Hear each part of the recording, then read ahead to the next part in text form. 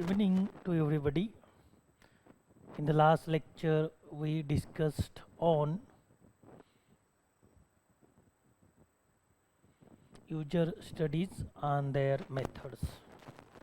So first of all, we try to understand what is meaning by the user studies. When we do study of the users regarding his behavior, his conduct, his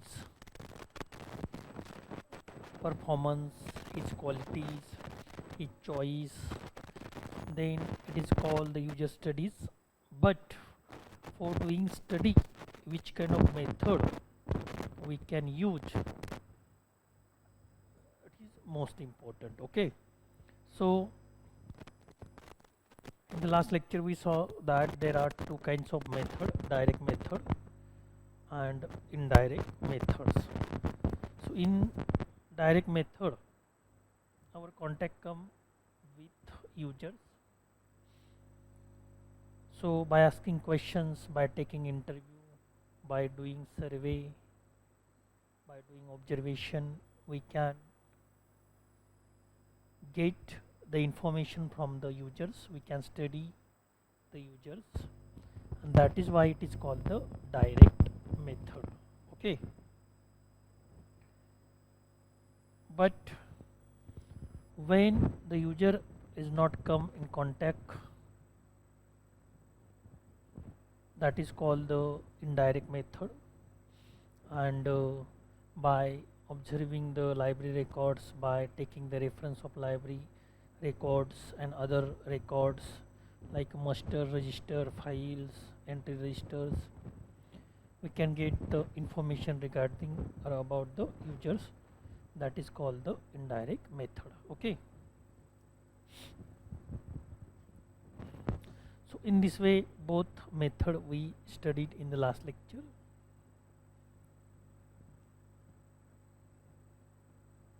And in which we saw that what is meaning by the questionnaires and what are their types, what is meaning by interview and what are their types, we have also been study. Okay,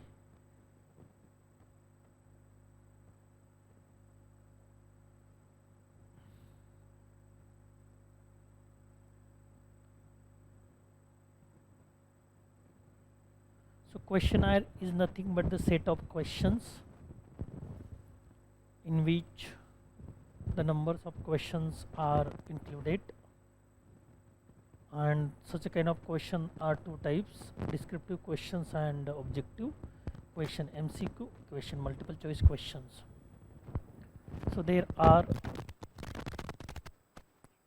some types of questionnaires or questions: question on fact or opinion. Okay, so in this way, when we ask the question on the base of fact or opinion, at that time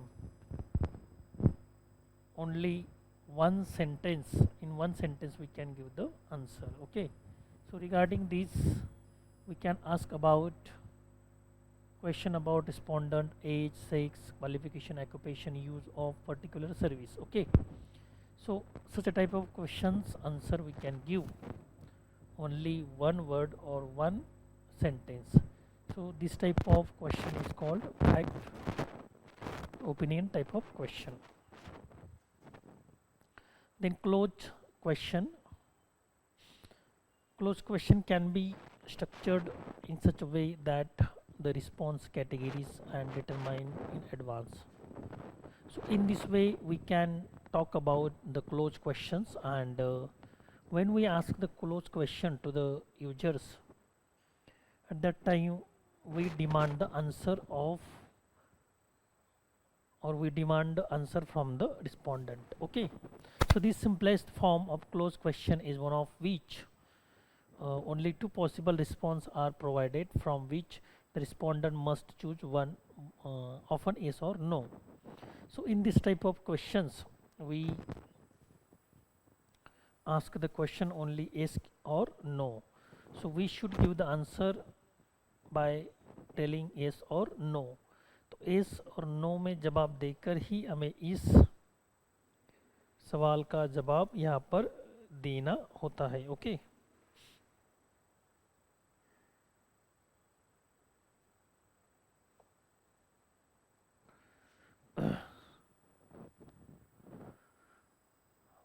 तो interview हम देखते हैं कि इंटरव्यूवी ask the question interviewer by the interviewers and it should be given the answer which is asked by the interviewer to the interviewee. And when the conversation took place between two person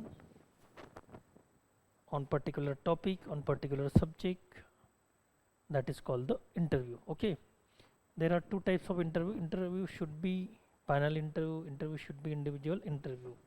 तो interview के प्रकार होते हैं उसमें panel interview होता है, individual interview होता है और भी कई सारे प्रकार इसके हैं. स्ट्रक्चर इंटरव्यू,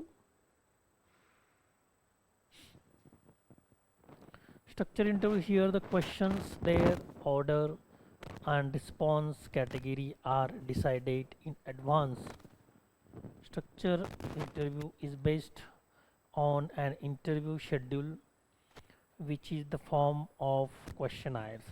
तो इस तरह से स्ट्रक्चर इंटरव्यू हम यहाँ पर देख सकते हैं.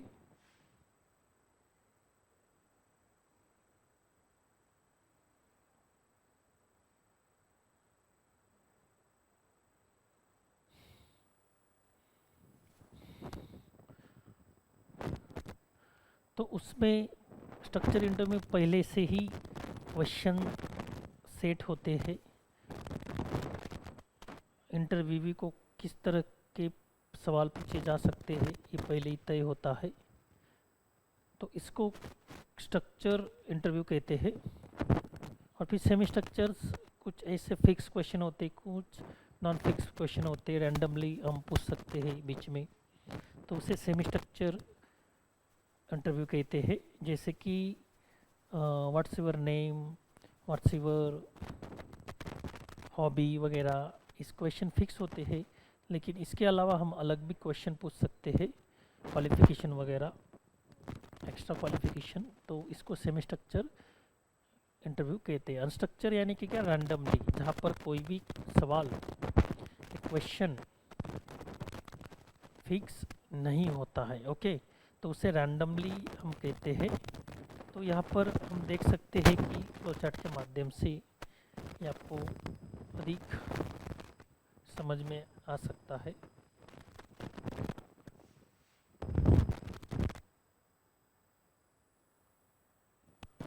तो क्वेश्चनर यानी कि क्या, ये हमने यहाँ पर देखा.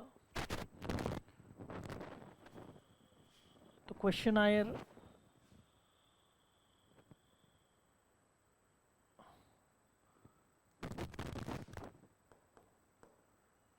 क्वेश्चनर ओके, इसको हम सेट ऑफ क्वेश्चन कह सकते हैं.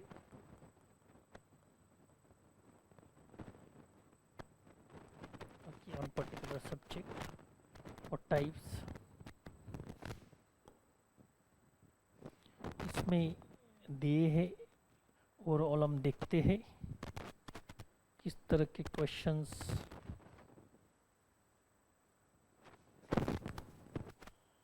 के टाइप्स है.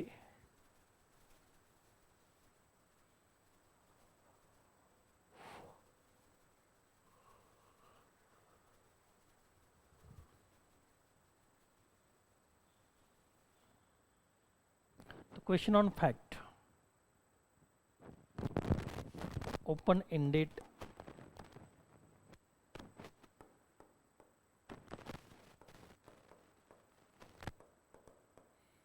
क्वेश्चन और close ended question.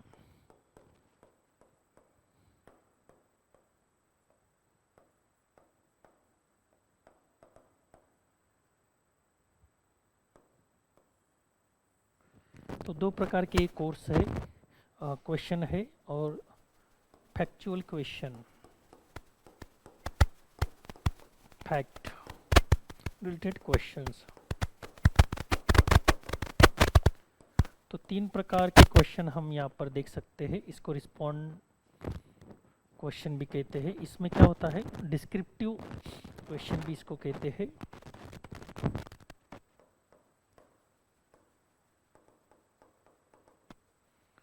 responsive questions तो इसमें जो इन्फॉर्मेशन जो दी जाती है डिटेल्स में दी जाती है। ओके,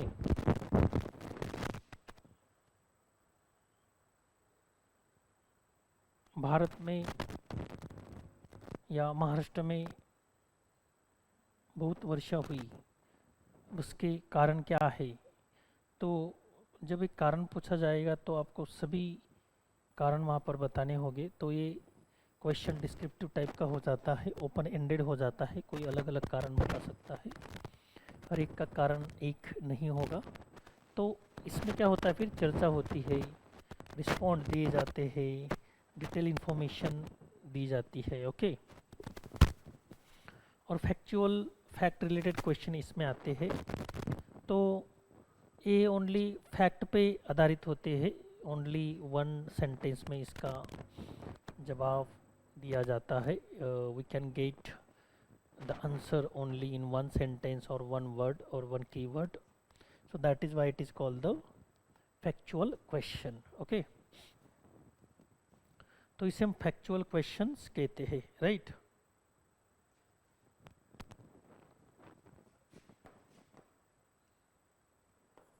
वन वर्ड,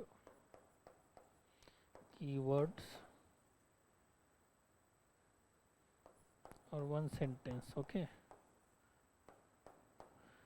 तो ऐसे सवाल हमें जब हम 10th में थे, 12th में थे, तब आते थे। Fact related, one sentence one keyword से रिलेटेड होते हैं। और दूसरे क्लोज एंडेड होते हैं। इसमें जो ऑप्शंस होते हैं MCQ types, multiple choice question. Okay, इसमें जो पर्याय अल्टरनेटिव दिए जाते हैं उनको ही हमें चूज करना होता है, उसके अलावा हम दूसरा आंसर यहाँ पर नहीं दे सकते डिटेल में या फैक्चुअल्स। ओके, जो दिए जाते हैं पर्याय option MCQ close ended question होते हैं। तो इस तरह की क्वेश्चनायर हम बना सकते हैं, तीनों क्वेश्चन लेकर, तीनों तरह के क्वेश्चन लेकर हम क्वेश्चनायर बना सकते हैं। और इसका उपयोग क्वेश्चन पेपर तैयार करने के लिए भी किया जाता है। तो 10th और 12 के जो क्वेश्चन होते हैं तो इस तरह के होते हैं।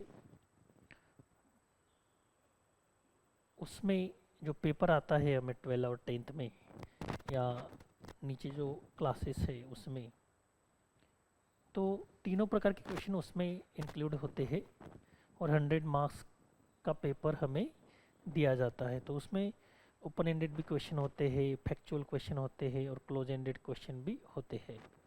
ओके, तो हमें तीनों तरह के क्वेश्चन का एक्सपीरियंस है, उन्हें कैसे तैयार करना, उनका जवाब कैसे देना, ये सब हमें पता होता है। और जब हम कॉम्पिटिटिव एग्ज़ाम देते हैं तो कुछ एग्ज़ाम ऐसी होती है यूपीएससी एमपीएससी, अभी तो सभी एग्ज़ाम ऑब्जेक्टिव हो चुकी है, जो क्लोज एंडेड क्वेश्चन पर डिपेंड है, एमसीक्यू पर डिपेंड है।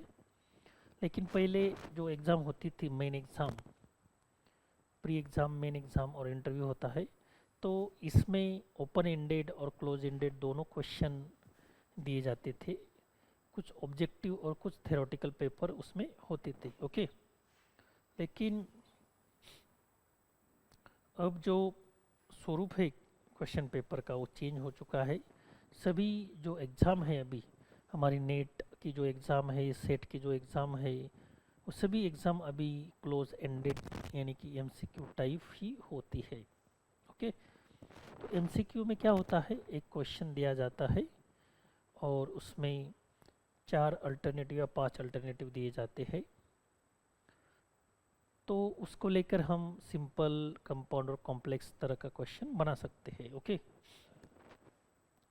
तो तीनों तरफ के जो क्वेश्चन है, तरह के जो क्वेश्चन हैं, उसका नेचर हमें पता होना ज़रूरी है और उसे किस तरह से क्वेश्चन तैयार होता है, किस तरह से सवाल पूछा जा सकता है, कौन सी कंसेप्ट पर सवाल क्रिएट किया जा सकता है और कौन सी कंसेप्ट पर या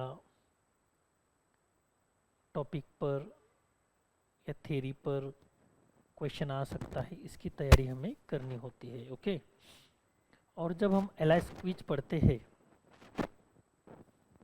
तो उसमें बहुत सारे पेपर्स दिए गए हैं, और जब वो पेपर्स जब हम पढ़ते हैं तो उसमें एमसीक्यू टाइप क्वेश्चंस आते हैं, तो हमें उनके जवाब लिखने होते हैं।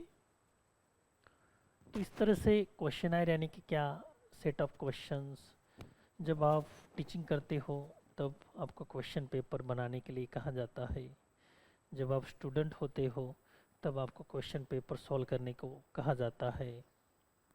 जब आप रिसर्च स्टूडेंट बनते हो, रिसर्च फेलो बनते हो, रिसर्च करते हो आगे जाकर, तो आपको क्वेश्चनर तैयार करने को बोला जाता है, कहा जाता है या करनी पड़ती है।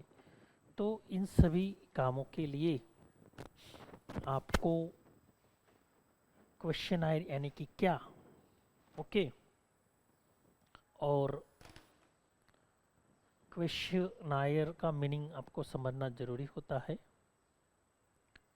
उसके प्रकार कौन से है ये भी पता होना जरूरी होता है, और हर एक क्वेश्चन को हम किस तरह से तैयार कर सकते हैं, उसका जवाब किस तरह से लिख सकते हैं, उसका नेचर हमें पता होना जरूरी होता है।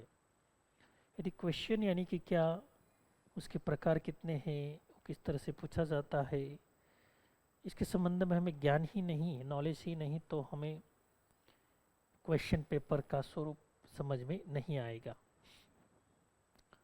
तो शुरुआत में हमने जब how to prepare NET exam के बारे में आपको बताया, तो हमने वहाँ पर क्वेश्चन पेपर के बारे में भी चर्चा की।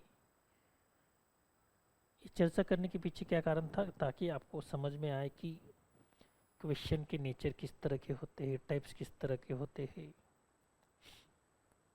आपने बहुत सारा स्टडी किया है, लेकिन जब आपको स्टडी समझ में नहीं आता है, क्वेश्चन ही समझ में नहीं आता है, तो आप उसका जवाब अच्छी तरह से दे नहीं सकते। ओके, तो आपको उसका जवाब अच्छी तरह से देना है, तो पहले तो आपको क्वेश्चन समझ में आना चाहिए। क्वेश्चन ही समझ में नहीं आएगा तो आप उसका जवाब कभी भी दे नहीं सकते। तो पहली बात, क्वेश्चन यानी कि क्या, उसका मीनिंग यानी कि क्या होता है, वो अंडरस्टैंडिंग होना जरूरी होता है। और क्वेश्चन के कितने प्रकार है और कैसे हम उसका आंसर दे सकते हैं, इसका जवाब हमें आना चाहिए। ओके, तो इस तरह से हमने क्वेश्चनर यानी कि क्या, क्वेश्चनर हम किसे कहते हैं, क्वेश्चन पेपर किसे कहते हैं, उसके प्रकार क्या होते हैं, इसके बारे में हमने यहाँ पर जानकारी प्राप्त की। ओके,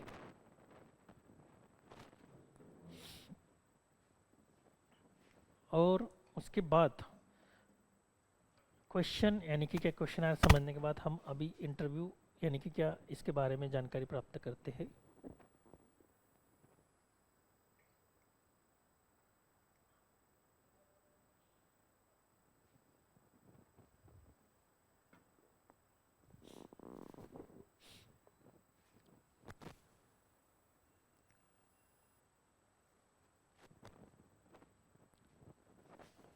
इंटरव्यू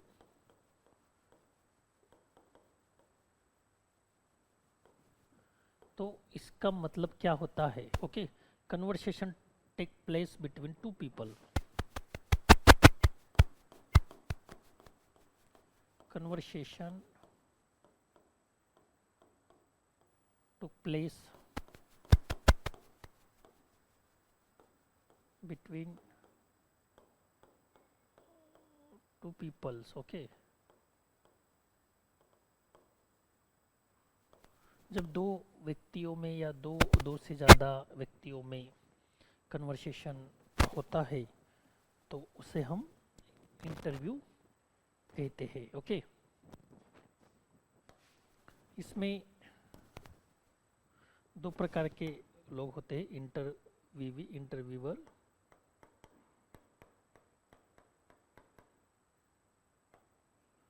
यानी कि जो मुलाकात लेता है, और दूसरा होता है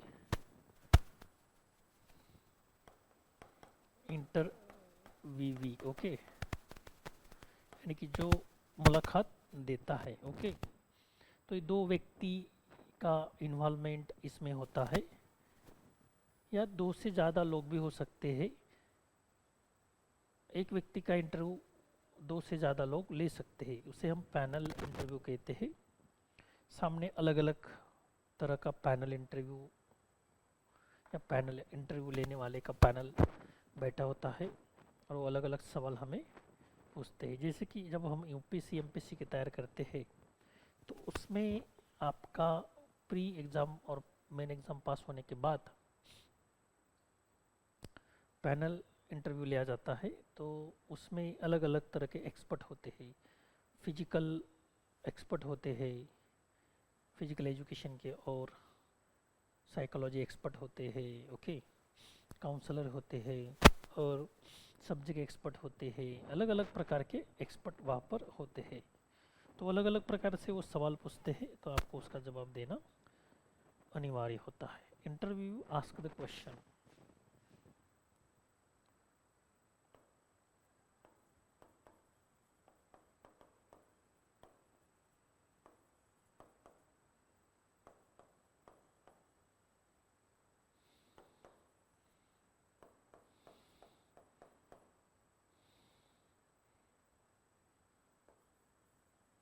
person, question are ask by the person. जिस व्यक्ति से क्वेश्चन पूछा जाता है, क्वेश्चन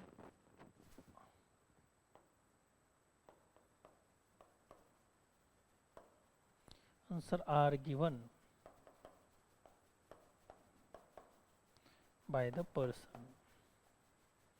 तो जिस व्यक्ति से आंसर दिया जाता है, या जो व्यक्ति आंसर देता है, तो उसे हम इंटरव्यूवी कहते हैं, और जो क्वेश्चन या सवाल पूछता है उसे हम इंटरव्यूअर कहते हैं, ओके।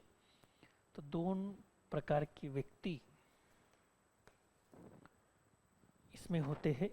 तो इंटरव्यूअर जो होता है, इंटरव्यू लेने वाला, एक या दो व्यक्ति या दो से ज़्यादा व्यक्ति हो सकते हैं, ग्रुप में हो सकते हैं, उसे पैनल इंटरव्यू भी कहा जाता है। और इंटरव्यू देने वाला एक आदमी होता है जिसका इंटरव्यू लिया जाता है, ओके। तो ये फॉर्मेट है इंटरव्यू का। इंटरव्यू यानी कि क्या, उसमें कितने लोग इन्वॉल्व होते हैं, इसके बारे में हमने यहाँ पर जानकारी प्राप्त की, ओके। लेकिन अब हम यहाँ पर देखते हैं कि इंटरव्यू के प्रकार कितने होते हैं, okay.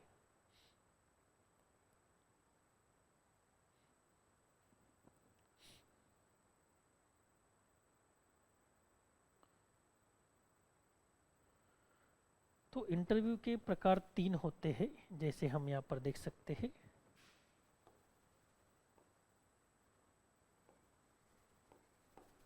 Structure, semi structure, unstructured, okay. ये तीन प्रकार इंटरव्यू के होते हैं। तो स्ट्रक्चर में क्या होता है, already questions are set.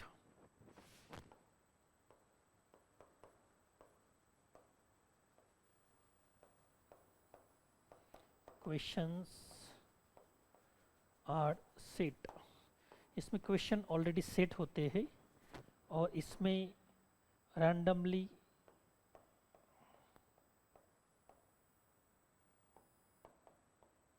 Questions are ask. तो उसमें स्ट्रक्चर में इसके अपोजिट होता है, इसमें क्वेश्चन ऑलरेडी सेट नहीं होते, डिसाइड नहीं किया जाता कि किस तरह का क्वेश्चन आपको पूछा जा सकता है, ओके। तो इसमें रैंडमली जो मन में आता है वो सवाल हम यहाँ पर पूछ सकते हैं, टॉपिक रिलेटेड। सेमी स्ट्रक्चर जहाँ पर कुछ फिक्स होते क्वेश्चन, कुछ रैंडमली पूछे जाते हैं, उसको सेमी स्ट्रक्चर बोलते हैं, ओके।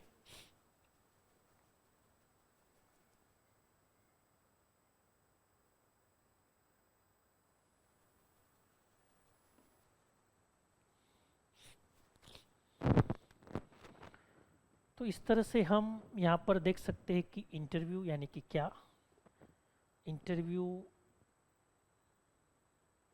का मतलब क्या होता है और उसमें कितने लोग इन्वॉल्व होते हैं, और इंटरव्यू के जो टाइप्स होते हैं वो कितने होते हैं। ओके, तो यहाँ पर हम अलग अलग देखते हैं कि स्ट्रक्चर, सेमी स्ट्रक्चर, अनस्ट्रक्चर, ये अलग अलग टाइप्स है इंटरव्यू के।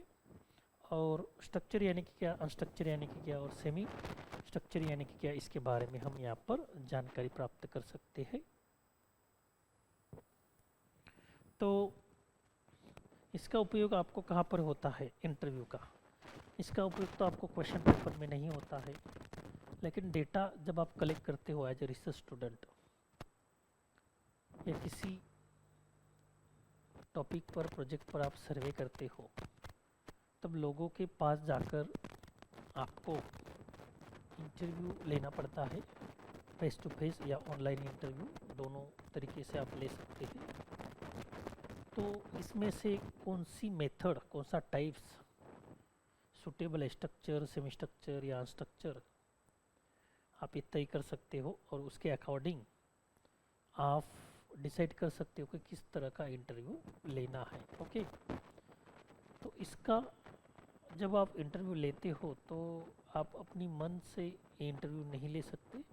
आपको जो रिस्पोंडेंट है, जो सवाल के जवाब देने वाले हैं, उनको भी एक बार पूछना होता है कि आप किस तरह के क्वेश्चन का जवाब देना पसंद करेंगे। तो उसमें रिस्पोंडेंट की भी राय ली जाती है। ओके, बहुधा जो पॉलिटिकल इंटरव्यू होते हैं वह स्ट्रक्चर इंटरव्यू होते हैं या सेमी स्ट्रक्चर होते हैं। ओके, तो उनमें पहले ही तय किया जाता है कि आप किस तरह के सवाल पूछने वाले हैं, और अनाप शनाप पूछ लिया तो जवाब देना पड़ता है, तो पॉलिटिकल क्लैशेस वहाँ पर क्रिएट हो जाते हैं। तो इसलिए मोस्ट पॉलिटिकल जो होते हैं वे क्या करते हैं, पहले ही इंटरव्यूअर को बता देते हैं कि पहले आप कौन से सवाल पूछने वाले हैं वो भेज दो, फिर हम देखेंगे। तभी वे परमिशन देते हैं अपने इंटरव्यू लेने की। तो बड़े बड़े जो पॉलिटिकल लीडर होते हैं उनका जो इंटरव्यू लिया जाता है वो स्ट्रक्चर और सेमी स्ट्रक्चर होता है। ओके, रैंडमली में जाकर क्या हो सकता है, स्ट्रक्चर में तो कोई भी सवाल पूछा जा सकता है और वो पॉलिटिकल क्लैशेस क्रिएट भी कर सकता है। ओके, तो इंटरव्यू एज ए रिसर्चर जब आप इंटरव्यू लेते हो तब आपको डेटा कलेक्ट करना पड़ता है, और जब डेटा कलेक्ट करते हो तो उसका एनालिसिस करते हो। तो रिसर्च करने के लिए डेटा कलेक्शन ही मस्ट होता है, बिना डेटा कलेक्शन के आप रिसर्च नहीं कर सकते। तो इसके लिए आपको अलग अलग टूल्स और टेक्निक का यूज करना पड़ता है। उसमें क्वेश्चनायर एंड इंटरव्यू और ऑब्जर्वेशन ये मेजर होते हैं। उसके जरिए आप डेटा कलेक्ट कर सकते हो, लेकिन आपको ये पता होना चाहिए कि इंटरव्यू यानी कि क्या, उसमें कितने लोग इन्वॉल्व होते हैं, उसके प्रकार कौन से होते हैं। जब ये आपको पता होगा तभी आप उसके रिगार्डिंग जानकारी प्राप्त कर सकते हो। ओके,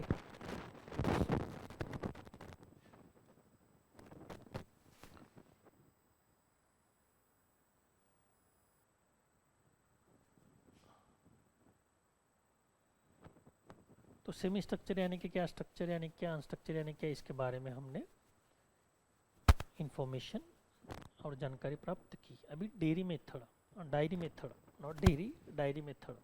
और डायरी सभी को पता है। In this method individual under study are asked to maintain details record of particular information activities. जैसे कि हम अपनी पर्सनल डायरी मेंटेन करते हैं, तो इसमें क्या किया जाता है, जो रिस्पोंडेंट होता है उसको डायरी लिखने को दिया जाता है। ओके,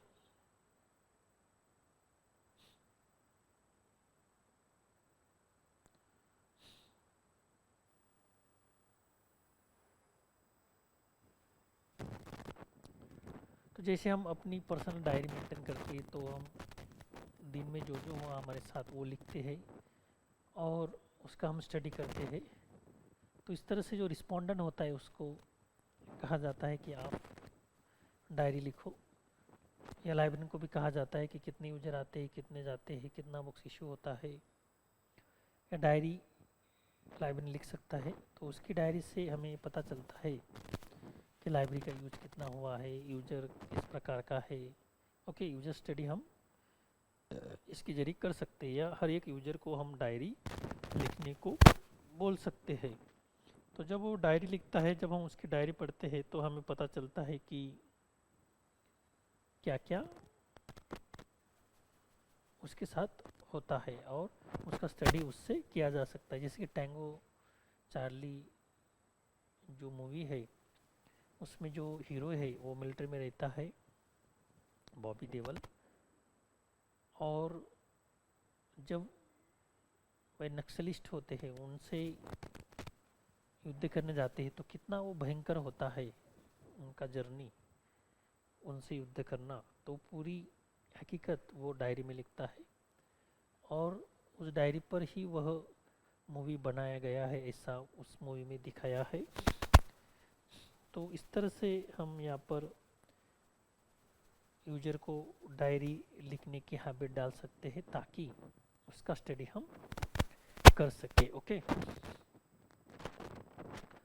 और दूसरी बात ऑब्जर्वेशंस। तो ऑब्जर्वेशन सभी को पता है, इसमें क्या किया जाता है, ऑब्जर्व किया जाता है व्यक्ति, संस्था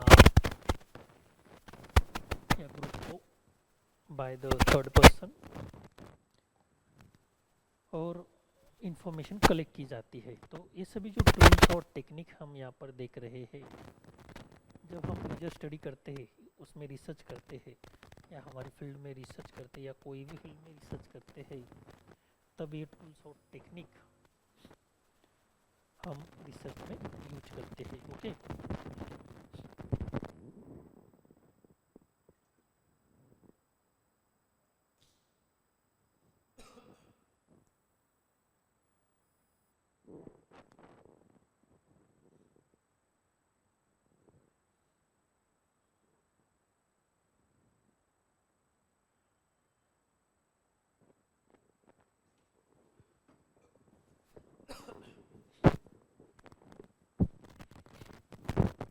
तो ऑब्जर्वेशन ए इम्पोर्टेंट होता है।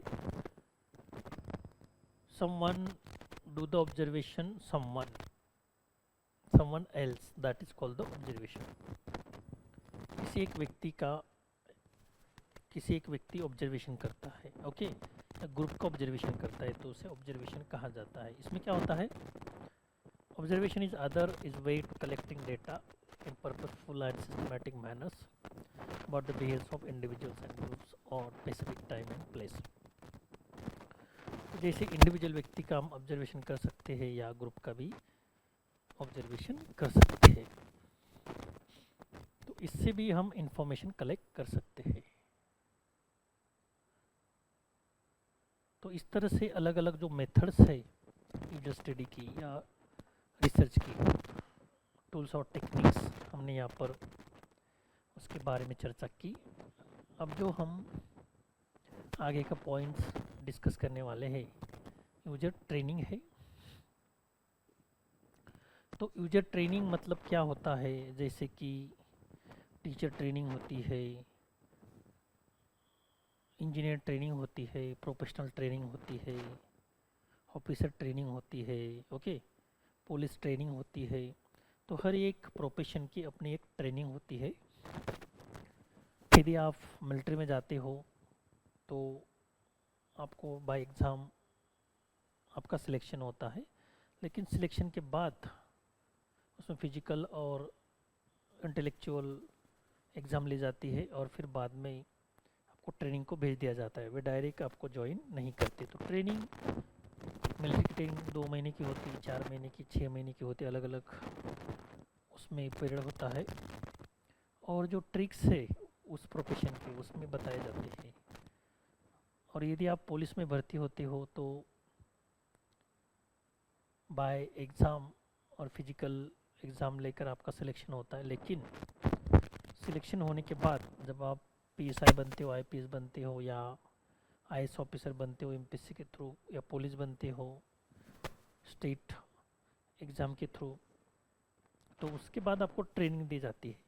फिर जो प्रोफेशन आपने सिलेक्ट किया होता है, जो प्रोफेशन में आप जाते हो, उस प्रोफेशन की ट्रेनिंग आपको दी जाती है ताकि काम करते समय आपको कोई दिक्कत ना आ सके।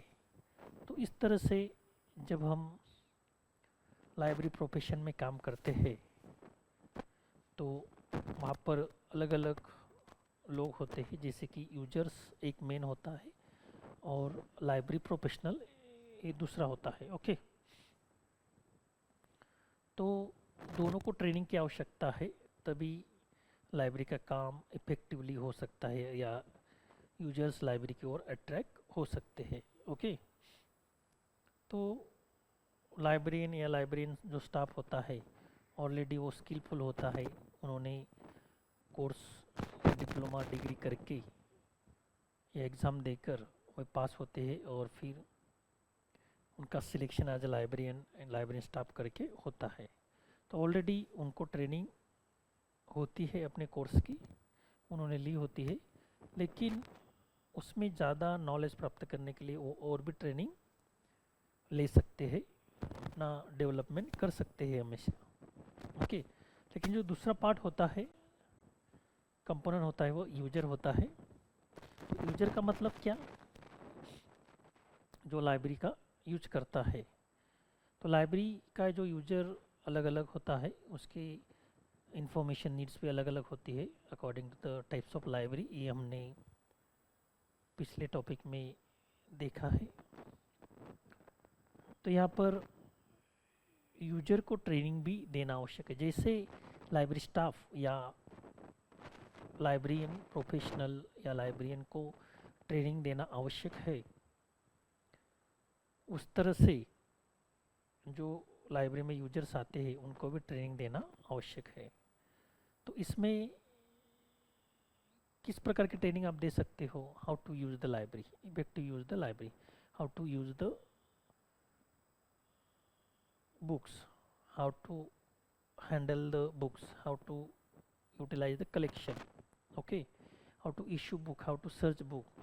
तो अलग अलग प्रकार की ट्रेनिंग आप दे सकते हैं, how to find out the information online. तो अलग अलग प्रकार की इंफॉर्मेशन, अलग अलग प्रकार की ट्रेनिंग आप यूजर को दे सकते हो। उसके लिए आपको वर्कशॉप अरेंज करना होगा, कॉन्फ्रेंस अरेंज करनी होगी, ट्रेनिंग प्रोग्राम्स अरेंज करने होंगे, तब जाकर आप अलग अलग ट्रेनिंग यूजर को दे सकते हैं। ओके, तो ओवरऑल हमने जो अपने ओन प्रीवियस नॉलेज पर ये सभी इंफॉर्मेशन आपको प्राप्त की। लेकिन टेक्स्ट क्या कहता है, user studies conducted during 1950। User study की जो शुरुआत है वो 1950 में हुई। ये आपको पूछा जा सकता है, provided as insight into users information requirement. तो यूजर की रिक्वायरमेंट क्या होती है इसका स्टडी करने के लिए, नहीं तो पहले इसके बारे में स्टडी नहीं किया जाता था।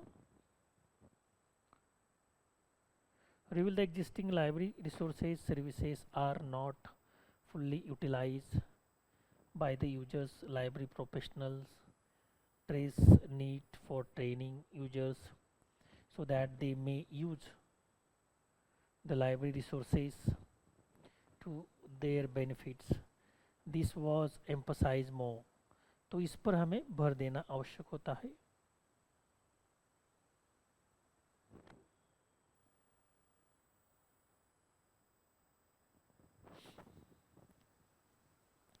So library professional trace need for training the users।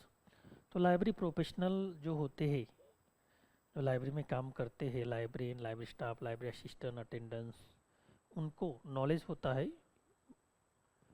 Bye reading, by course, by study, उन्होंने नॉलेज प्राप्त किया होता है और एक्सपीरियंस काम करने का उनको होता है। तो एक्सपीरियंस के द्वारा भी उनको कुछ स्किल प्राप्त होते हैं, नॉलेज प्राप्त होता है। तो उस नॉलेज को वे यूजर को दे सकते हैं, उसके बारे में जानकारी दे सकते हैं लाइब्रेरी के बारे में. So this was emphasized more because it was observed that user were not fully aware library resources and services. क्योंकि यूजर को लाइब्रेरी रिसोर्सेज कौन से है, उसके कितने प्रकार है, जैसे कि primary, secondary, tertiary, documentary, non documentary, okay, online, offline, reference, text book, इन सभी के बारे में पता नहीं होता है. ओके, तो ये जानकारी हमको उनको देनी होती है. और लाइब्रेरी में किस तरह की सर्विसेज प्रोवाइड की जाती है, जैसे कि क्यास है, एसडीआई है, इंटर लाइब्रेरी लोन है, और सिस्टर लाइब्रेरी है, आस्क लाइब्रेरियन है, मोबाइल सर्विस है, ओके, इंफॉर्मेशन डेस्क है. अलग अलग जो सर्विसेज लाइब्रेरी में दी जाती है वे यूजर को पता नहीं होती, तो उनके बारे में भी इंफॉर्मेशन दी जानी चाहिए. कौन सी सर्विस के जरिए वे क्या कर सकते हैं और कौन सी सर्विस का उपयोग वे कहाँ पर कर सकते हैं. ओके, तो रेफरेंस सर्विस है, रेफरल सर्विसेज है, पीरियोडिकल सर्विसेज है, बहुत सारी सर्विस का उपयोग हम वहाँ पर कर सकते हैं.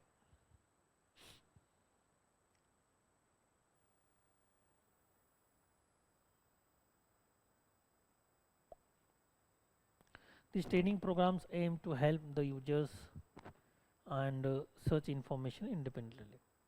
हम ट्रेनिंग उसको क्यों देते हैं, क्योंकि यूजर को हमें सेल्फ डिपेंडेंट बनाना है. जब वे लाइब्रेरी में आता है तो इंफॉर्मेशन सर्च या फाइंड आउट करने के लिए वे दूसरे पर डिपेंड ना रह सके, वो अपनी आप खुद इंफॉर्मेशन सर्च कर सके. इस तरह से हमें उनको बनाना होता है.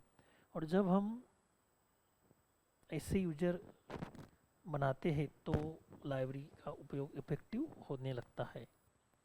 जैसे कि कोई अटेंडेंट या प्यून हमको लाइब्रेरी में काम करने को दिया है, पहले तो उनको उसके बारे में कुछ पता नहीं होता, लाइब्रेरी के बारे में जैसा हम बोलते हैं वो वैसा करता है. लेकिन धीरे धीरे जैसे समय जाता है, कुछ महीनों के बाद, कुछ साल के बाद वह ट्रेन हो जाता है उसमें, क्योंकि काम करते समय उसने ट्रेनिंग ली होती है और वे काम करते करते सीखता है, तो उससे फिर बताने की आवश्यकता नहीं होती है, वो अपने आप काम करने लग जाता है. ठीक उसी तरह से हम यहाँ पर देख सकते हैं कि यूजर्स जब लाइब्रेरी में फ्रिक्वेंटली आता है तो हम जितना इन्फॉर्मेशन उनको बताते हैं उनको जानकारी मिलती रहती है. फिर वे क्या करते हैं, उन पर फोकस करते हैं और फिर वैसे ही करने का प्रयास करते हैं, तो उसको यूजर ट्रेनिंग बोलते हैं. और उसके अलावा यूजर ओरिएंटेशन, जब आप स्कूल कॉलेज में या यूनिवर्सिटी में काम करते हो तो अलग अलग डिपार्टमेंट में अलग अलग कोर्स को स्टूडेंट एडमिशन लेते हैं, तो उनका एक इंडक्शन प्रोग्राम लिया जाता है. उसमें सभी टीचर का इंडक्शन उनको दिया जाता है, प्रोग्राम दिया जाता है. और फिर क्या होता है,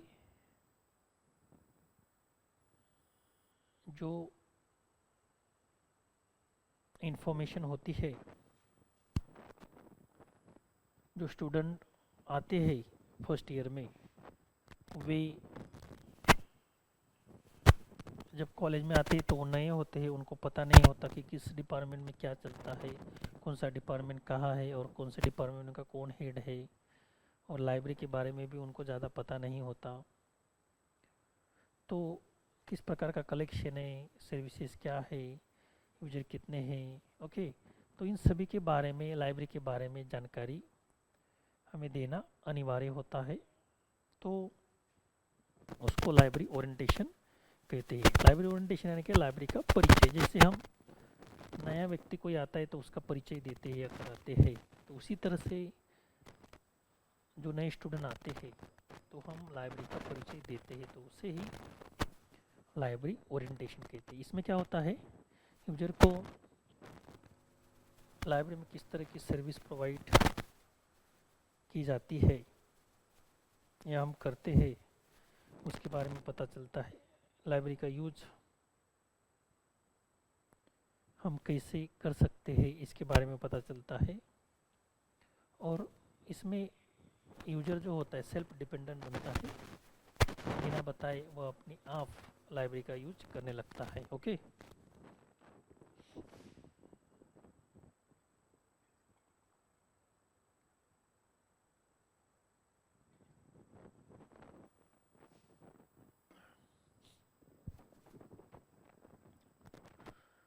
तो इसके लिए ओरिएंटेशन देना कितना ज़रूरी है ये हमें यहाँ पर देखने को मिलता है। ओके,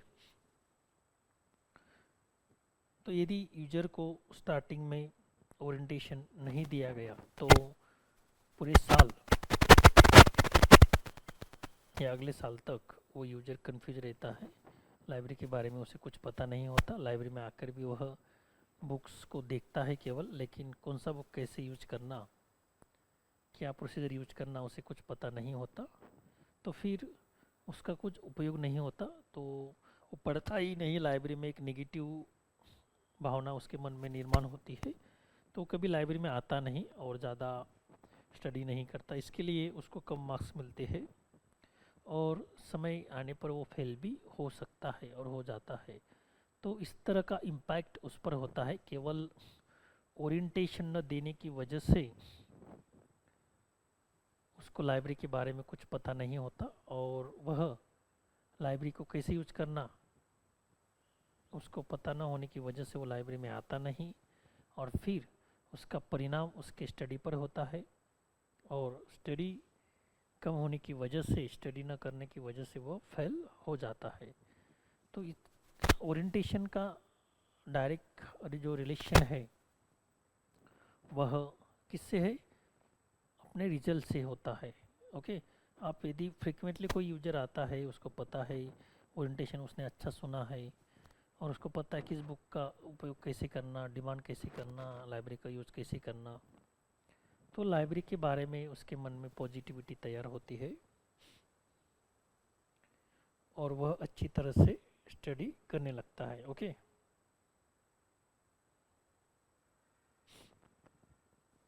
फिर उसका रिजल्ट अच्छा आता है। तो रिजल्ट पे किस तरह से लाइब्रेरी ओरिएंटेशन का परिणाम हो सकता है, इसका कनेक्शन हमने यहाँ पर जानने का प्रयास किया।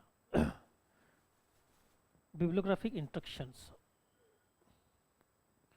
तो बिब्लियोग्राफिक इंफॉर्मेशन यानी कि क्या? लिस्ट ऑफ बिब्लियोग्राफी, जिसमें अलग अलग प्रकार के टाइटल्स होते हैं, तो उसके रिगार्डिंग इंफॉर्मेशन उसमें होती है। तो ये इंफॉर्मेशन हम यूज़र को बता सकते हैं ताकि यूज़र को पता चले कि कौन सी बुक कहाँ मिलती है। तो पहले जब यूज़र लाइब्रेरी में आता है तो पहले बिब्लियोग्राफी देखता है, कौन सी बुक्स अवेलेबल है, ये उससे वहाँ पर पता चलता है बिब्लियोग्राफी से। जैसे कि एक बुक सब यूज़र देखता है तो उसमें यदि टॉपिक उसे ढूंढना है तो पहले इंडेक्स देखेगा। इंडेक्स के जरिए उस बुक में वह टॉपिक है कि नहीं ये वो तय कर सकता है। ठीक उसी तरह से बिब्लियोग्राफी इंस्ट्रक्शन या बिब्लियोग्राफी को पढ़कर यूजर को पता चलता है कि लाइब्रेरी में जो बुक्स उसे चाहिए वह अवेलेबल है या नहीं। तो इस तरह से बिब्लियोग्राफी भी to locate the book, to find out the book करने में हमें मदद करता है। इसलिए बिब्लियोग्राफी का नॉलेज यूजर को देना आवश्यक है। ओके, उसके बारे में बताना आवश्यक है। फिर यूजर एजुकेशन, इसमें क्या आता है? तो यूजर एजुकेशन अलग अलग जो लिटरेसी होती है तो उनमें वो आना चाहिए। जैसे कि हमने लास्ट लेक्चर में देखा था, इफ़ यू आर एजुकेट और well literate in education but you don't have literate in information, how to find it, how to search it, then there is no use, because you are living in modern age, in information age. That's why a company with education literacy, you should have information literacy. तो आप इस information के युग में जी रहे हो तो आपको एजुकेशन लिटरेसी के साथ इंफॉर्मेशन लिटरेसी भी होना आवश्यक है। यदि आप वेल एजुकेटेड है लेकिन इंफॉर्मेशन लिटरेट नहीं है तो आपको प्रॉब्लम क्रिएट हो सकती है, आपका एजुकेशन यहाँ पर फेल हो सकता है। Because this is the age of search engine, this is the age of internet, this is the age of information technology and you should knowledge about that. तो आपको इसके बारे में नॉलेज होना चाहिए। This is the age of meta data, this is the age of keywords, this is the age of AI tools. Okay, तो ये सब जो एआई टूल्स है, सर्च इंजन है, डेटाबेस सर्च है, तो ये सभी कीवर्ड्स पे अब चल रहा है। आप किस तरह से कमांड देते हो ओके सॉफ्टवेयर को इंफॉर्मेशन प्राप्त करने के लिए। तो इसके लिए यूजर एजुकेशन की ज़रूरत होती है। जैसे यूजर ट्रेनिंग एक अलग पार्ट है, लेकिन यूजर एजुकेशन ये दूसरा पार्ट है। ओके, तो यूजर ट्रेनिंग में क्या करना क्या नहीं करना चाहिए ये सिखाया जाता है। तो यूजर एजुकेशन में आपको जो कंसेप्ट होती है, थ्योरी पार्ट होता है, वह सिखाया जाता है। ओके, और उसमें प्रैक्टिकल भी सिखाया जा सकता है एजुकेशन में, और थ्योरेटिकल पार्ट भी सिखाया जा सकता है। ट्रेनिंग में भी सेम होता है, थ्योरेटिकल पार्ट प्लस प्रैक्टिकल पर भर दिया जाता है। लेकिन ट्रेनिंग को यदि देखा जाए तो प्रैक्टिकल ओरिएंटेड है, और एजुकेशन को देखा जाए तो थ्योरेटिकल ओरिएंटेड है, थ्योरी ओरिएंटेड है। ओके, पहले जब तक हम थ्योरी समझ नहीं पाते तब तक हमें प्रैक्टिकल आता नहीं। ओके, तो थ्योरी पार्ट में जैसे कि आपको ड्राइविंग सीखनी है तो इसमें क्या किया जाता है, पहले तो आपको ड्राइविंग के रूल्स और रेगुलेशन बताए जाएंगे थ्योरी में, और जो व्हीकल आप सीखना चाहते हो उसकी जानकारी दी जाएगी, ये थ्योरी पार्ट में आता है।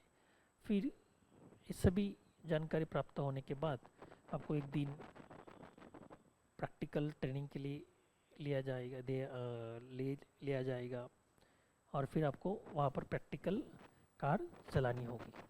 तो इस तरह से थ्योरी प्लस प्रैक्टिकल तरीके से आपको सीखना होता है। ओके, और यदि किसी प्रकार का सॉफ्टवेयर आपको सीखना है तो उसमें भी सेम पार्ट आता है। पहले आपको थ्योरी बताई जाएंगी, फिर प्रैक्टिकल आप उस सॉफ्टवेयर को किस तरह से चलाते हैं वो सिखाया जाएगा। ओके, तो training it is a kind of practical part, education it is a kind of theoretical part.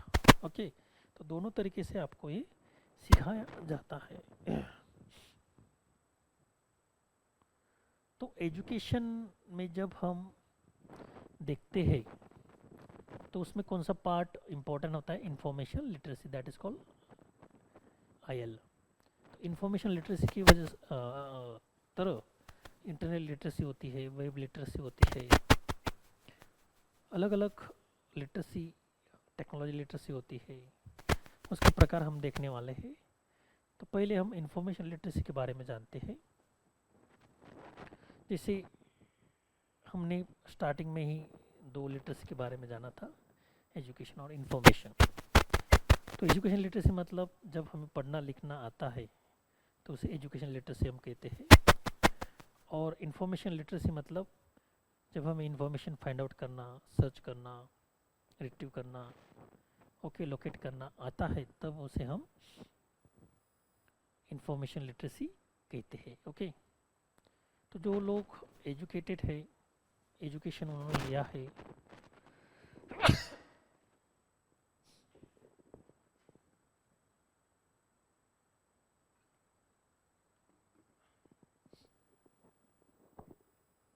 तो उनको इंफॉर्मेशन लिटरेसी के बारे में नॉलेज होगा ही ऐसा नहीं है, ऐसा हम यहाँ पर नहीं कह सकते।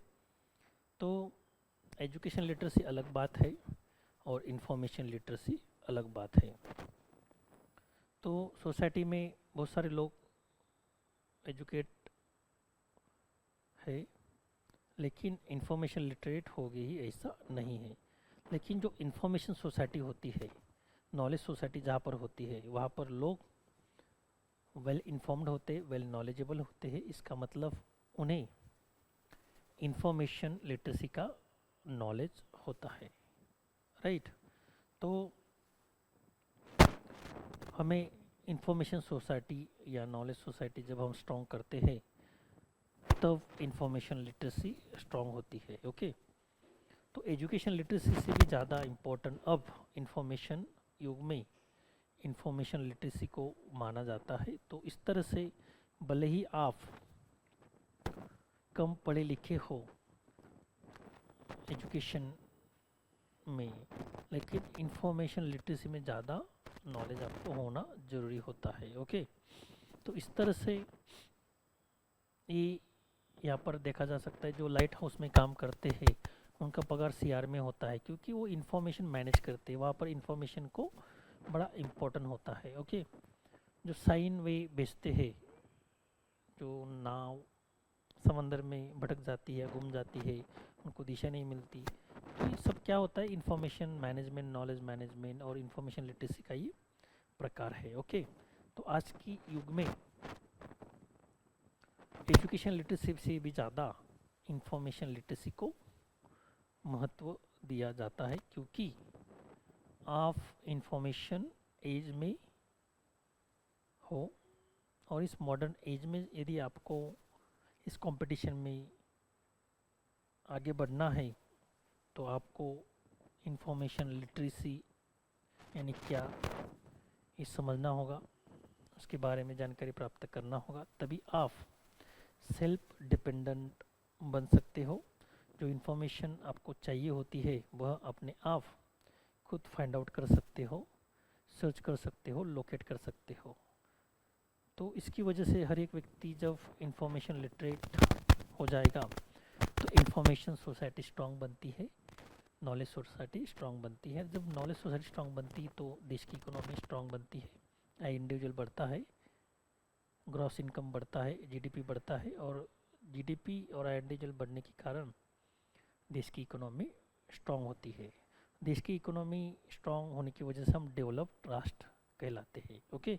तो इस तरह से इंफॉर्मेशन लिटरेसी का बड़ा महत्व है। So here we will take short break, thank you.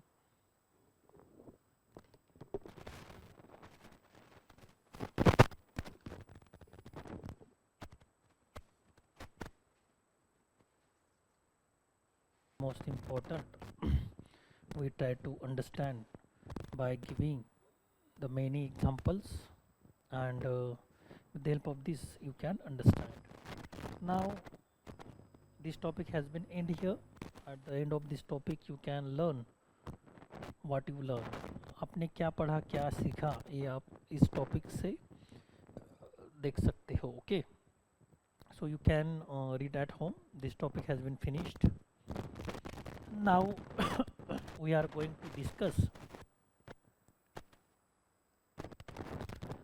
on the next topic belong to second unit, 10th topic. And what is the title of this topic? Just now we discuss over that, information literacy, okay. So now in details we are going to take information regarding this. So already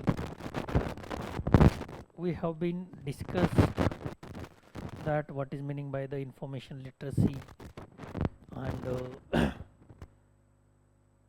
how we can acquire how we can become the information literate, what is meant by literacy, and there are two types of literacy, how information literacy is most important. By giving the number of example we try to understand, okay. The concept of information literacy has become survival skill for the contemporary society. Now in modern age, if you don't have information literacy skill, then you can't survive. आप जिंदा तो रहेंगे लेकिन जिंदा रहकर भी कुछ नहीं कर पाओगे, यानी कि जो इस एज में चल रहा है उससे आप अनअवेयर रहेंगे। मतलब आपको क्या चल रहा है, कैसे इंफॉर्मेशन रिट्रीव करना वगैरह वगैरह स्किल की तरह आप जियोगे। ओके, तो इस तरह से इसको बड़ा महत्व दिया गया है। It entails individuals who are skilful in the use of information. तो इससे इंडिविजुअल पर्सन जब उसे स्किल आ जाता है कि इंफॉर्मेशन कैसे यूज़ करना, लोकेट करना, फाइंड आउट करना, तो उसे इंफॉर्मेशन लिटरेट हम कहते हैं। Information is available through libraries, community resources, special interest organization, media, the internet, and increasingly information come to individuals in unifiltered formats, raising questions is authenticity, validity, reliability। तो information जो होती है वो हर जगह पे अवेलेबल होती है और बिना इंफॉर्मेशन हम कुछ नहीं कर सकते। ओके, तो इंफॉर्मेशन लेना या देने से हमारे सभी प्रकार के जो व्यवहार होते हैं चलते हैं। ओके, यदि हम घर में रहते हैं और लोग एक दूसरे को इन्फॉर्मेशन नहीं देंगे, नहीं बोलेंगे, मौन रखेंगे, तो कोई भी इन्फॉर्मेशन वहाँ पर जनरेट नहीं होगी, डिलीवर नहीं होगी, कम्युनिकेशन नहीं होगा, तो व्यवहार जो घर में होता है वो नहीं चलने वाले हैं। ओके,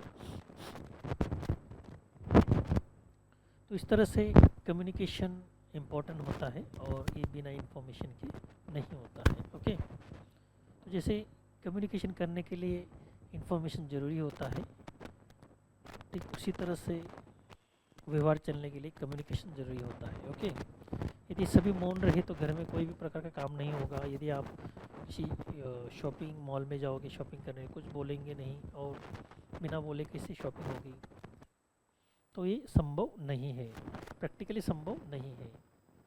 तो in addition information is available through multiple media including graphical, oral, textual.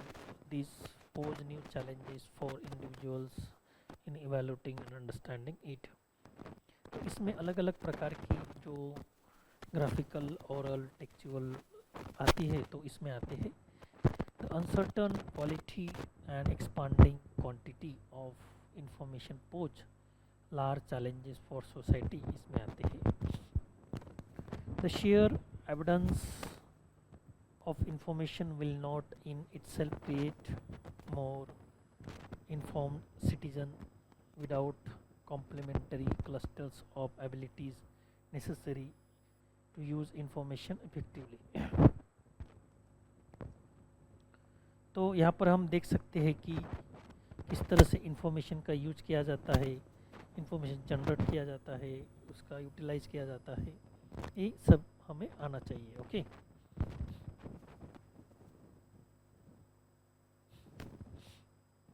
In such a scenario where we expect people to take informed decision independently, the relevance of information literacy increase many fold. तो information literacy क्यों ज़रूरी है society में, जैसे कि हमने देखा information literacy की वजह से हम वेल इन्फॉर्म्ड होते, वेल नॉलेजेबल होते हैं और इंफॉर्मेशन लिटरेट होने के कारण अलग अलग प्रकार का नॉलेज और स्किल हम एक्वायर करते हैं और इसमें हमारी जो इंडिविजुअल कैपेसिटी है वो बढ़ती है। तो उसके बेस पे हमें अच्छा खासा जॉब मिल जाता है, अच्छी सैलरी का। इसमें हमारा आय इंडिविजुअल बढ़ता है, क्रय शक्ति बढ़ती है और उससे जीडीपी भी बढ़ता है। ओके, तो इस तरह से देश की प्रगति होने लगती है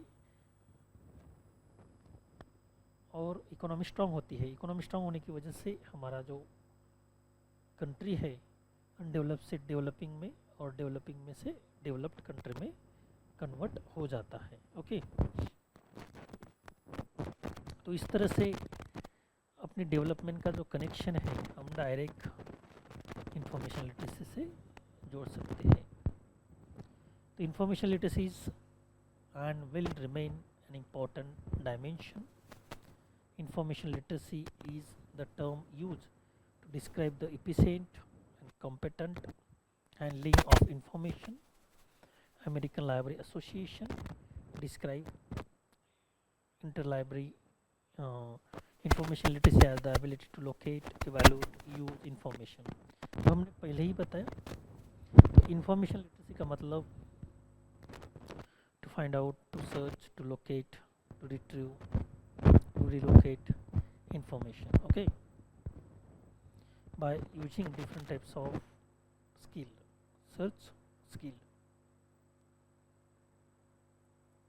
So library association describe information as the ability to locate, evaluate and use of information. तो library association जो अमेरिकन की है, उन्होंने इसके बारे में डेफिनेशन देने का प्रयास किया है. It is a set of abilities requiring individual to recognize when information is needed and have the ability to locate, evaluate, use effectively needed information. तो जो information हमें चाहिए होती है और चाहिए वो information हम किस तरह से locate करते, evaluate और use करते, utilize करते हैं, इसका knowledge होना, इसका ज्ञान होना, उसे ही हम information literacy कहते हैं. तो डेफिनेशन ऑफ इंफॉर्मेशन लिटरेसी, कई तरह के डेफिनेशन यहाँ पर देने का प्रयास किया है. जैसे कि हमने पहली डेफिनेशन पे चर्चा की, ALA जो अमेरिकन लाइब्रेरी एसोसिएशन ने बनाई है. स्लिप ने क्या बनाई है? How define information literacy as information literacy is knowing when why you need information.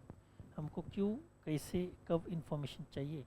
Where find it, how find it, how use it, ethical manners. तो इसको हम इंफॉर्मेशन लिटरेसी कहते हैं. तो बहुत सुंदर डेफिनेशन यहाँ पर स्लिप के द्वारा देने का प्रयास किया गया है.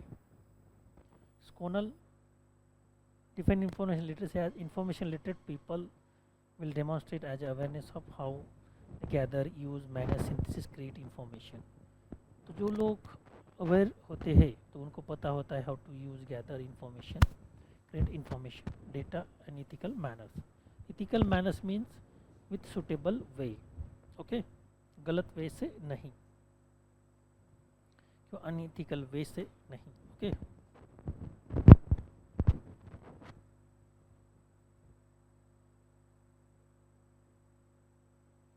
The Joint Information Service Committee used the term I-skill, information skill, to describe information literacy and IT skill. That is called IT skill. I-skill मतलब IT skill are defined as the ability to identify, assess, retrieve, evaluate, adopt, organize, communicate information within an interactive context of reviews and reflection. तो इस तरह से IT का जो skill हमें होता है या हम IT का स्किल लेते हैं तो उसमें इंफॉर्मेशन लिटरेसी का स्किल भी हमें आता है. तो उसमें IT यानी कि ये बहुत बड़ी कंसेप्ट है. उसमें सॉफ्टवेयर टेक्नोलॉजी, हार्डवेयर टेक्नोलॉजी दोनों का कॉम्बिनेशन होता है. और तीसरा जो कॉम्बिनेशन होता है इंटरनेट, वेब का होता है.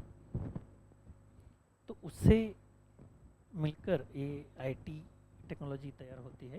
तीनों का नॉलेज जब हमें हो जाता है तब हम वेल इंफॉर्मेटिव लिटरेसी का स्किल हमें हो जाता है. तो इस तरह से ये स्किल बड़ा इम्पोर्टेंट होता है. तो इस तरह से हमने ये डेफिनेशन यहाँ पर देखी.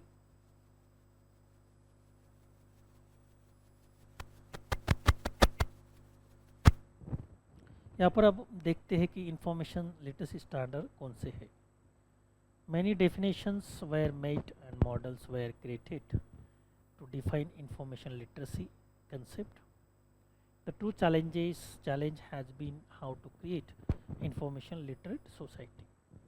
Okay, तो information literacy यानी कि क्या, उसके बारे में जानकारी प्राप्त करने के बाद हमारे सामने एक चैलेंज क्रिएट होता है.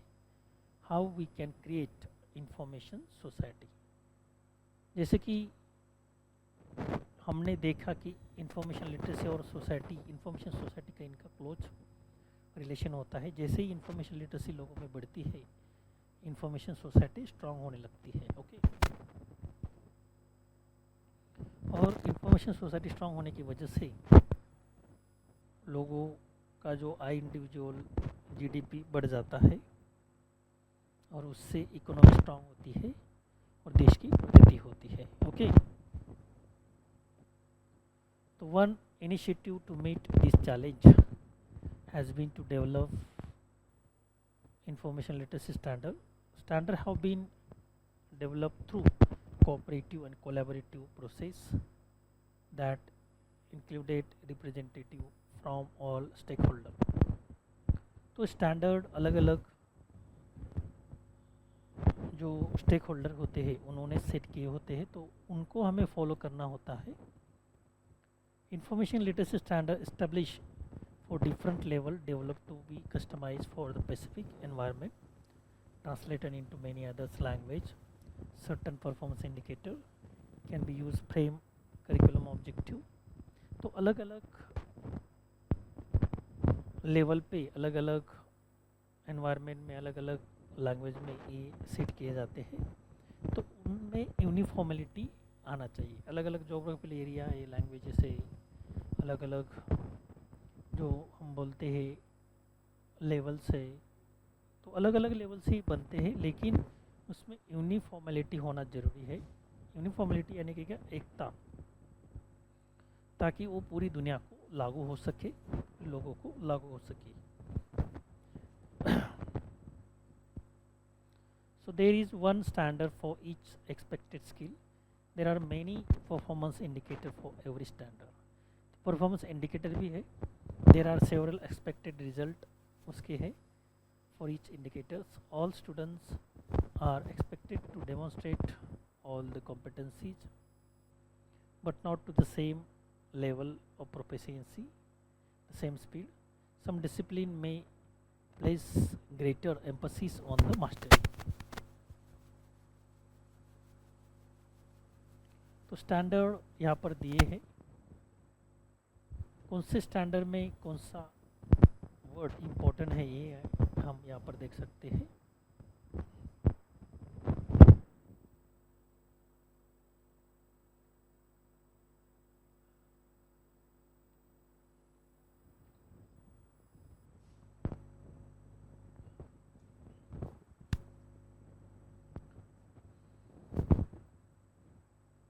तो इसमें फर्स्ट स्टैंडर्ड में information literate student determine nature and extent of information, okay. और सेकंड में नीडेड इंफॉर्मेशन इफेक्टिव और इफिशियंटली, जो इंफॉर्मेशन हमें चाहिए होती है वो इफेक्टिवली है या इफिशियंटली है, ये देखना होता है। स्टैंडर्ड 3 में इंफॉर्मेशन हमें इवैल्यूएट करनी होती है और सोर्सेज भी क्रिटिसाइज करने होते हैं। जो सोर्स हम देख रहे हैं और जिस सोर्स से इंफॉर्मेशन ले रहे हैं उनको हमें वेरीफाई करना होता है, और यदि हम वेरीफाई करते हैं तो वे इंफॉर्मेशन ऑथेंटिक है, ऐसा हम कह सकते हैं। स्टैंडर्ड 4 में क्या आता है, कंप्लीट स्पेसिफिक पर्पस, जो इंफॉर्मेशन हम ढूंढते हैं वो स्पेसिफिक पर्पस से ढूंढते हैं, ओके। स्टैंडर्ड 5 में the information literate student understand many of the economic, legal and social issues surrounding the use of information and access the use of ethically. तो इसमें हम इथिकली इंफॉर्मेशन ढूंढते हैं, यानी कि जो इंफॉर्मेशन हम फाइंड आउट करने वाले हैं वह इथिकल है या नहीं, ओके, या नॉन इथिकल है।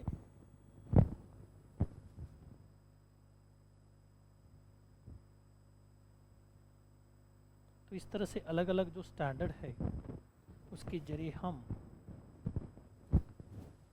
कौन से स्टैंडर्ड में किस पॉइंट को इम्पोर्टेंट देना है, किस वर्ड को इम्पोर्टेंट देना है इंफॉर्मेशन लिटरेसी में, ये हम यहाँ पर देख सकते हैं। और जैसे कि हमने पहले स्टैंडर्ड से लेकर 5th स्टैंडर्ड से स्टैंडर्ड की इंफॉर्मेशन और जानकारी प्राप्त करने का प्रयास किया, और इससे पढ़कर आपको ये समझ में आएगा कि किस तरह से इंफॉर्मेशन स्टैंडर्ड काम करते हैं और उसके हिसाब से हमें कैसे इंफॉर्मेशन फाइंड आउट करना है, सर्च करना है, लोकेट करना है। So today we will stop here, remaining part we will take tomorrow. Thank you.